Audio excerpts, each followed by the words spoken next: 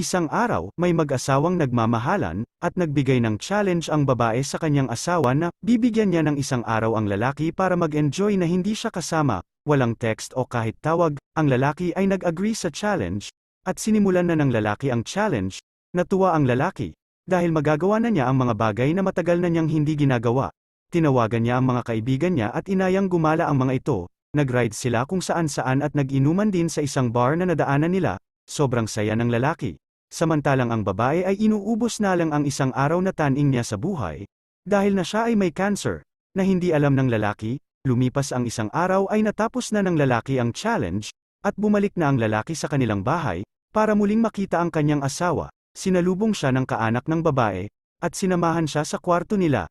Laking gulat niya nang makita niya ang babae na nakahiga at wala ng buhay. Iniabot ng magulang ng babae ang sulat ng babae para sa lalaki. Mahal, kamusta? Nag-enjoy ka ba sa isang araw na ibinigay ko sa'yo? Sana palagi mong enjoy ang buhay. Gawin mo sana ito sa araw-araw. I love you.